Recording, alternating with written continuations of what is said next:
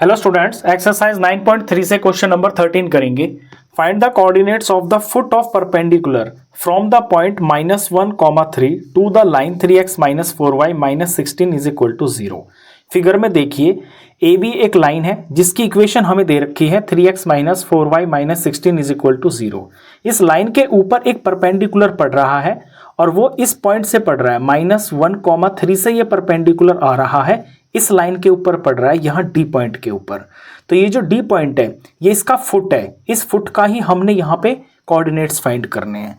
अब देखिए ये जो दो लाइन्स है ये इंटरसेक्टिंग लाइन्स है, इंटरसेक्टिंग लाइन्स है, तो यहाँ पर ये जो पॉइंट है इस पॉइंट्स के जो कोऑर्डिनेट्स होंगे वो इस गिवन लाइन को भी सेटिस्फाई करेंगे, क्योंकि यहाँ पे यूनिक सॉल्यूशन होता है। तो ये जो एक्स वाई है सेम टू सेम वही यहाँ पे भी वैल्यू रहेगी। तो इन कोऑर्डिनेट्स को मैं एक्स और वाई मान लेता हूँ। अब मेरे को इस एक्स और वाई की वैल्यू ही फाइंड करनी है, तो कैसे फाइंड करेंगे? देखिए अगर मेरे को दो इक्वेशन मिल जाए इस तरह की तो फिर मैं एलिमिनेशन मेथड का यूज करके यहाँ से एक्स और वाई की वैल्यू फाइंड कर सकता हूँ। तो मेरे को दो इक्वेशन की जरूरत पड़ेगी। तो एक इक्वेशन तो यहाँ पे दे ही रखी है, ये इक्वेशन दे रखी है 3x - 4y, मैं इसको इज इक्वल टू 16 कर लेता हूँ। ये मेरी इक्वेशन नंबर 1 हो गई। अब दूसरी इक्वेशन मैं फाइंड करूंगा ए बी और ये जो सी डी लाइन है इन दोनों की लाइन का जो स्लोप होगा उसके रिलेशन को यूज करके, क्योंकि ये दोनों परपेंडिकुलर लाइंस हैं तो इनके जो स्लोप है उनका प्रोडक्ट होगा -1। उस रिलेशन का यूज करके मैं यहाँ से एक दूसरी इक्वेशन फाइंड कर लूंगा।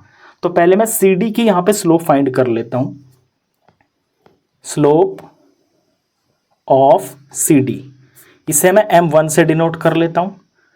तो इसके लिए मेरे पास यहाँ दो पॉइंट दे रखे हैं -1, 3 और दूसरा x, y। फॉर्मूला लिखते हैं y2 - y1 अपॉन में x2 - x1। वैल्यू फिल करते हैं, y2 हो गया y और y1 हो गया 3, तो y - 3। दूसरा फिर x2 - x1, तो ये x2 हो गया, ये x1 हो गया, तो x और माइनस प्लस हो गया, तो x + 1 हो गया। ये इज इक्वल टू, यहाँ पे कुछ नहीं आएगा, इसे हम सिंप्लीफाई नहीं कर सकते, यहीं छोड़ देते हैं। ठीक है, इसकी स्लोप हमको मिल गई in terms of x and y। अब ए बी की स्लोप फाइंड करते हैं, स्लोप ऑफ ए बी, इसे मैं डिनोट करूंगा m2 से। यहाँ मैं स्लोप कैसे फाइंड कर सकता हूँ? ये जो इक्वेशन दे रखी है इसकी हेल्प से फाइंड कर सकता हूँ। यहाँ इक्वेशन दे रखी है 3x - 4y - 16 is equal to 0। इस इक्वेशन को पहले मैं y is equal to mx + c की फॉर्म में चेंज करूंगा। यहाँ से जो m होगा वही इसकी स्लोप होगी। तो मेरे को y की टर्म अकेली रखनी है, -4y को यहाँ रख लूंगा और फिर इस तरफ पहले x की टर्म लिखूंगा और फिर ये कांस्टेंट लिखूंगा। तो x की टर्म जब इधर जाएगी तो ये -3x हो जाएगी, कांस्टेंट इधर जाएगा तो ये प्लस का 16 हो जाएगा। y मेरे को अकेला चाहिए, तो y is equal to -3/x के नीचे -4 लग जाएगा और यहाँ +16 के नीचे भी -4 से डिवाइड हो जाएगा। माइनस से माइनस कैंसिल हो गया, तो y इज इक्वल टू आ गया 3/4x और प्लस माइनस माइनस और 16/4, ये 4 हो गया। अब इस इक्वेशन को आप इससे कंपेयर करोगे तो यहाँ x का जो कोफिशिएंट है वो 3/4 है, यानी इस लाइन की इक्वेशन आ गई है 3/4 और इसे मैं m2 से डिनोट कर रहा हूँ, तो m2 आ गया है 3/4। यहाँ तक बिल्कुल क्लियर है। अब क्योंकि ये जो दोनों लाइंस हैं ये दोनों लाइंस जो है परपेंडिकुलर हैं, तो अब हम यहाँ रिलेशन लिखेंगे as C D is perpendicular to A B, therefore जो इनकी स्लोप्स है m1 और जो m2 है इनका प्रोडक्ट होगा -1। अब m1 लिख लेते हैं, ये m1 है, y - 3 अपॉन में x + 1, m2 3/4 है, इनका प्रोडक्ट -1 के बराबर होगा। मल्टीप्लाई कर लेते हैं, 3 को y से मल्टीप्लाई करेंगे 3y हो गया, 3 को -3 से करेंगे 3 3 -9 हो गया, अपॉन में x को 1 से करेंगे, सॉरी x को 4 से करेंगे, इस 4 को बारी बारी से इन दोनों से करना है ना, 4 को x से करेंगे तो 4x हो गया, 4 को 1 से मल्टीप्लाई करेंगे प्लस का 4 हो गया, इज इक्वल टू में ये -1 हो गया। इसके नीचे कुछ नहीं है तो हम 1 मान लेते हैं। इसके बाद यहाँ पे सिंप्लीफाई करेंगे, क्रॉस मल्टीप्लाई करेंगे 3y - 9, तो ये 3y माइनस 9 हो गया इज इक्वल टू -1 को इन दोनों से करेंगे, -1 को 4x से करेंगे तो -4x हो गया, -1 को 4 से करेंगे तो माइनस का 4 हो गया।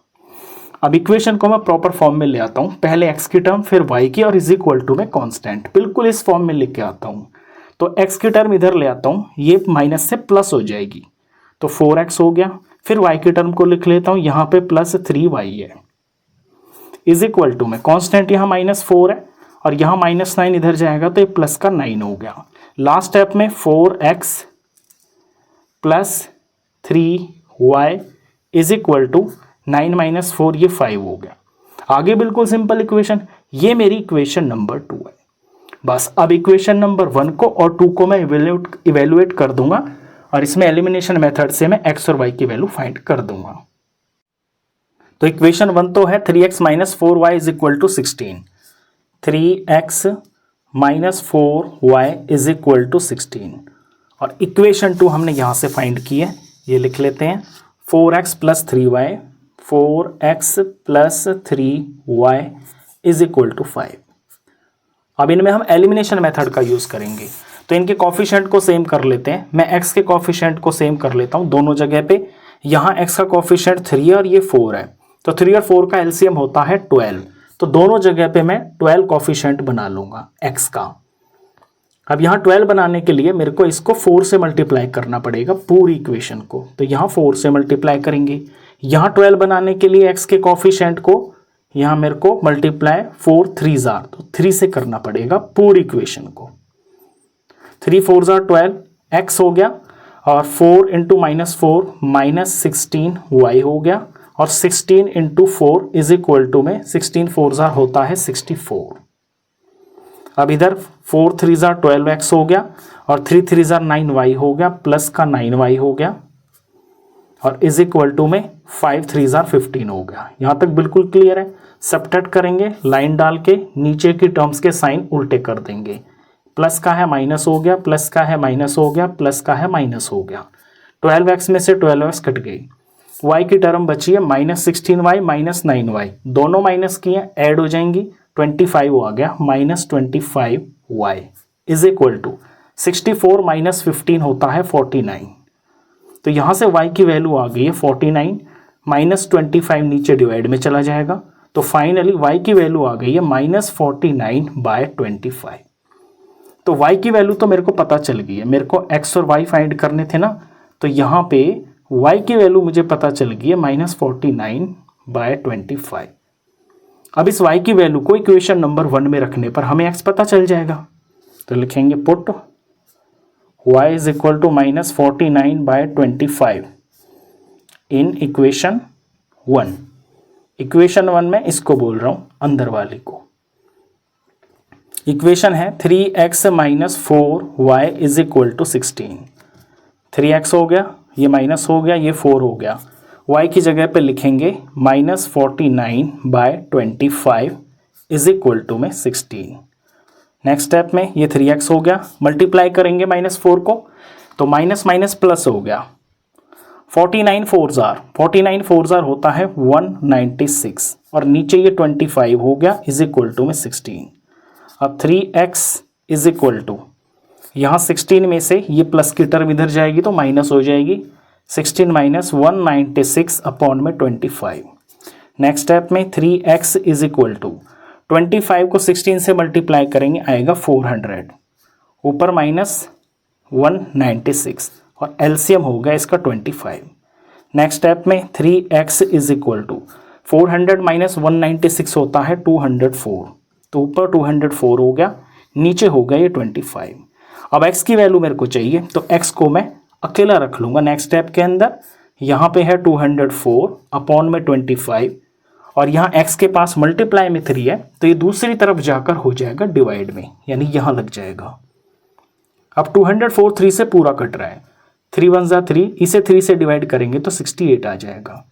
अब 68 और 25 तो कट नहीं रहे, तो यही हमारा आंसर है 68/25। तो वैल्यू मेरे को x की भी पता चल गई है। देयरफॉर जो हमारे रिक्वायर्ड कोऑर्डिनेट्स है, रिक्वायर्ड कोऑर्डिनेट्स जो कि हमारा आंसर है, ये हैं एक्स वाई, एक्स की वैल्यू है 68/25 कॉमा वाई की वैल्यू है -49/25। ये हमारा फाइनल आंसर। एक बार फिगर में भी देख लीजिए, यहाँ पे जो x है ये 68/25 है और जो y है ये -49/25 है। क्वेश्चन खत्म।